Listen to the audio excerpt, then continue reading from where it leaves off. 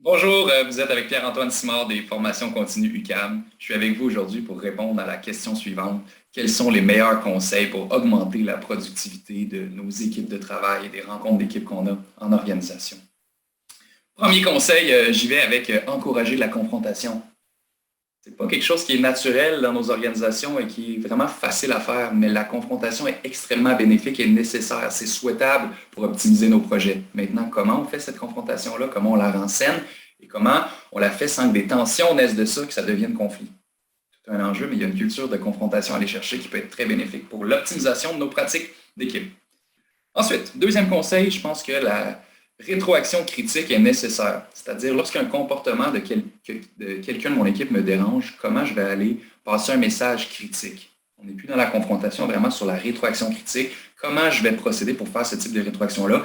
Et quand je le fais et que c'est bien reçu, tranquillement, une culture de dialogue s'installe en organisation et ça devient beaucoup plus sain dans les équipes. Il n'y aura pas d'équipe où on n'aura pas besoin d'avoir ce mécanisme de rétroaction-là fort et établi. Je vous encourage à penser à cette notion de la rétroaction critique qui est bien utile pour optimiser tranquillement la performance de nos équipes. Ensuite, je vous invite à réfléchir sur l'organisation du travail. Quel est l'objectif de notre rencontre et comment maximiser nos rencontres en équipe? Les normes, les rôles, la fonction d'animation de rencontre, le mode qu'on utilisera pour la rencontre en fonction de l'objectif de cette rencontre-là devra être réfléchi et planifié. Laissons tomber le concept de la réunionnite, faire des réunions pour faire des réunions. Est-ce que les personnes autour de la table ont besoin d'être là et quelles contributions ils apporteront à ces rencontres-là? Voilà où on en est avec cette organisation de rencontre, conseil important. Prochain conseil, développer son leadership collaboratif et laisser le concept de leadership à tout le monde. Ce n'est pas aux gestionnaires à prendre en charge le leadership de la collaboration. Tout le monde, chaque individu de l'équipe peut faire des actions au service de l'équipe qui encourageront clairement une confrontation et une participation de collaboration plus active. Ensuite, dernier conseil, on est dans une nouvelle réalité du travail d'équipe hybride.